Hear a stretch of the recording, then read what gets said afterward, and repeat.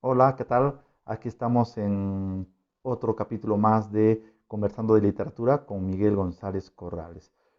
Estamos próximos a las fechas de aniversario de Arequipa y no he visto mejor momento para ofrecerle un digno homenaje a través del aspecto literario, ya que hace 2 años terminé de publicar mi libro sobre Arequipa, que se titula Arequipa perdida en la niebla del pasado, la cual fue promocionada en 3 tomos.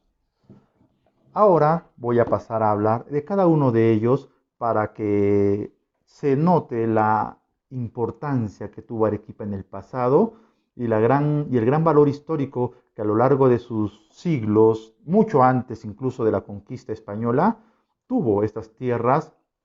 que tienen como paradigma y emblema el volcán Misti y sus atracciones turísticas que posteriormente fueron creadas a través de los españoles en sus diversas épocas durante la colonia. El primer tomo de mi novela trata justamente a través del modo de la ficción, obviamente, sobre la época en que estas tierras eran desiertas y obviamente vinieron desde el altiplano varias culturas que vinieron a poblar estas tierras, pero sobre todo hubo una fundamental que dio origen a toda la colonización indígena de aquella época, y me refiero a la cultura puquina, la que hoy se conoce aquí y está entre los límites de Moquegua y Arequipa, justamente. Esta cultura fue muy importante y quizá la más avanzada de la época pre-inca, porque pobló todos estos territorios y a través de ella comienzo a narrar, a describir todos los aportes que tuvieron esta cultura a lo largo de varios siglos. No se sabe exactamente en qué periodo vinieron a poblar Arequipa. Se presume que fue por el siglo VII, por el siglo VIII quizás, o un poco después, antes de la llegada de los incas, por estas zonas. Y a través de la historia comienzo a narrar en la ficción cómo hacen un periplo desde la parte del altiplano para llegar por estas zonas y comienzo a ficcionalizar cada evento, cada momento, cada descendiente de uno a otro líder, de acuerdo a la jerarquía, para poder ver cómo esta cultura pudo llegar a poblar esto, dentro del marco de la ficción, obviamente, como novela histórica. Y me detengo más que todo en la parte cuando llegamos a su último descendiente, los Puquina, antes de ser arrasada por todos los Aymara que llegaron a estas zonas mucho tiempo después y arrasaron con toda esta localidad, la hicieron suya, obviamente, y destruyeron todo. Y ficcionalizo como el último descendiente de estos Puquina, el último, digámosle, rey de esta gente, tiene que lidiar con los Puquinas. Este último descendiente llamado Sucrún comienza a pelear, a luchar con todos los Aymara que vienen a arrasar con toda esta zona, con todos los poblados, las zonas y alguna que otra comunidad solitaria que hay por aquí. Y lo más curioso que este descendiente Puquina tiene 2 hijos, 2 herederos que se escapan, logran huir por diferentes circunstancias y llegan a la parte de lo que es hoy el Chachani, o Pichu Pichu, perdón, y comienzan a huir y antes de su muerte, una niña, la hija de él, eh, cae a un precipicio decidiendo el suicidio antes de casarse con el rey Puquina, quien la desea, y de esta leyenda nace supuestamente la flor del Texao, que es muy conocida como parte del patrimonio histórico de Arequipa, y el muchacho que por algunas razones místicas, mitológicas, legendarias y fantásticas, no vuelve a aparecer en la historia, pues se supone que es el famoso indio dormido que vemos desde la ciudad al Pichu Pichu y al que le denominamos el indio dormido justamente, ¿no? A través de una mezcla de leyenda, historia, realidad, etcétera, ¿no? De esto hasta que años después llega el imperio incaico, ¿no? A través de Maita Capac, supuestamente, para hacer alusión a quedarse en estas tierras que las ve tranquilas, cálidas, y ve cierto vergel aquí que le permite y da autorización de que puedan continuar con el imperio incaico. Es hasta esta parte justamente cuando doy por finalizado el primer tomo de mi novela. El segundo tomo, que empieza justamente con, con la llegada de García Manuel de Carvajal y las huestes de Pizarro que están cercanas a la llegada de Arequipa, por la zona que denominan Yauca, donde él recibe una misiva y tiene que ir personalmente a ver unos conflictos con el que se dan en Cusco a través de Manco Inca, ¿no? Y toda la revuelta que sucede allá, y deja a su cargo a su teniente, quien es Manuel García de Carvajal, justamente, y él se encarga de continuar esa búsqueda por un puerto que llegue por esta zona sur lo que ya es la conquista, el virreinato, y poder unir un puerto cercano aquí en el sur con lo que es el Callao en Lima. Entonces, estando en eso, recurre, baja, hay peripecias dentro de la ficción, hay personajes que realmente han existido, que tomo en cuenta en la historia, hasta que ya Camaná se asentan y a lo largo de la historia conocemos la epidemia que asoló todo Camaná, de ahí suben a lo que son las tierras arequipeñas, pero en el trayecto se dan cuenta de que hay un montón de inclemencias, de gente que va muriendo en los cerros mientras van ascendiendo a esta planicie, en fin, hasta que poblan la ciudad y García Manuel Carvajal escuchó a través de un, de un mito incaico, supuestamente, la famosa leyenda del Arequipa no si quédate que dijo Maita Capac, etcétera, lo cual dio origen a la ciudad dentro de la ficción y comienza posteriormente él a convivir aquí en la ciudad, a quedarse aquí en la ciudad y a indagar todo lo que pasa a lo largo de siglos hasta su muerte.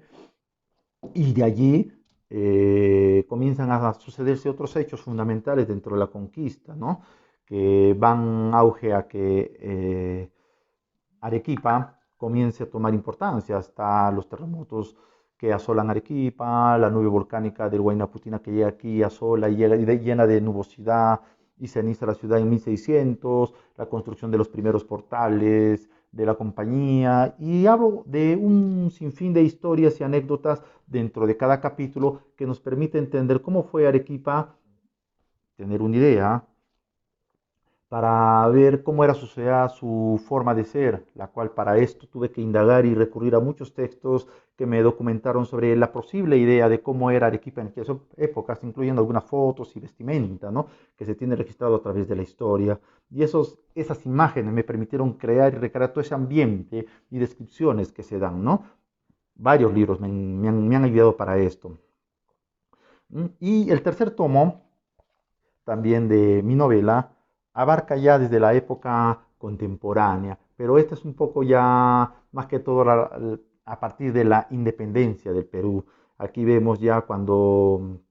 el Perú ya es independiente y comienzo a narrar la historia a partir de 1824, cuando ya se dio y terminó toda esta historia para el Perú con la partida de los españoles en las batallas de Ayacucho y Junín, y justamente empieza la novela cuando iba a venir Simón Bolívar, porque Bolívar, dentro de haber expulsado a los españoles, va por cada una de las intendencias que se habían creado, de las 7 que tuvo el virreinato del Perú, etcétera, pero él todavía eran intendencias antes de ser departamentos, que eso ya se vinieron posteriormente con la República a fundar y a decretar. Él iba indagando por cada lugar que había independizado, que había liberado a los españoles, y llega en 1825 a Arequipa, y aquí los académicos de la, de la academia no permitieron que Bolívar viniera aquí, porque no compartían las ideas absolutistas que pretendía Bolívar implantar, aun cuando ya San Martín se había retirado del Perú como protector. En cambio, Bolívar llega, los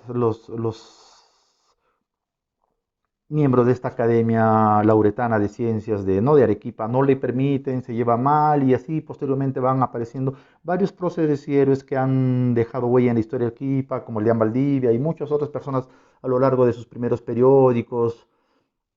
en fin, hasta la época de 1900 justamente, hago mención de los autores en uno de los capítulos, como María Nieves Bustamante, también está Jorge Polar, como ellos a través de sus obras y publicaciones dan realce a la cultura arequipeña. Hay periodos de cómo también con el conflicto con Chile, cómo los arequipeños estuvieron aquí involucrados con el conflicto de Chile en la ficción, para poder ver cómo esta gente arequipeña pudo sobrellevar la invasión chilena cuando después partieron a Lima. Menciono también la masacre que tuvieron allá en Quequeñas y todos estos aspectos que son obviamente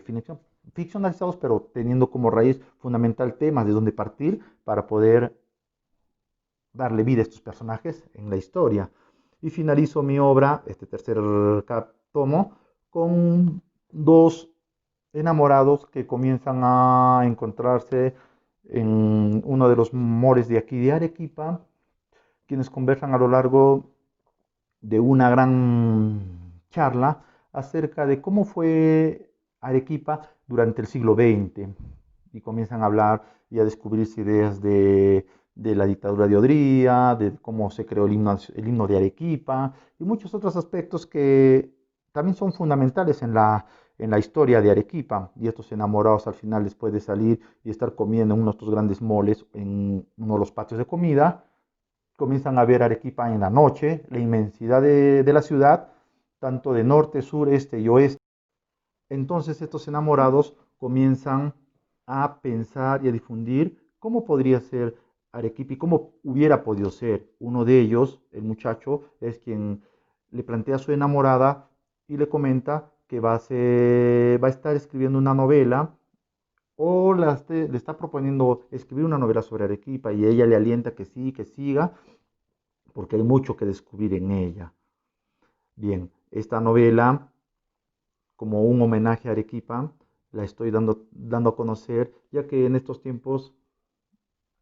Arequipa no va a celebrar como siempre lo hace, de un modo fastuoso durante todo el mes de agosto. Sin embargo, el mejor tributo que le he podido dar, aunque ya mi novela fue publicada hace algunos años atrás, es hacerle esta obra literaria. No sin antes finalizar que toda mi obra es enteramente ficcional, ya que los personajes son reinventados. No puede ser una obra realista ni una obra histórica, aún tomando elementos de ella, porque es una literatura, y como la literatura es ficción, aunque ya lo dijo el escritor y crítico Gerard Genet cuando menciona que aún una obra histórica es ficción, porque si es cierto que toma elementos de la realidad, la obra literaria siempre es ficción. Entonces, mi obra es una acercamiento a lo que fue Arequipa, tomando esos datos que he mencionado, y tuvo cierta acogida cuando lo publiqué. Esto me llena de cierto placer. Sin embargo, ojalá que pronto pueda publicar otra segunda edición donde pueda ser mucho más masiva. Bien, gracias por su atención. Espero que todo lo que he mencionado de esta mi novela haya sido de algún modo interés suyo. Entonces, nos estamos viendo hasta otra oportunidad. Hasta luego.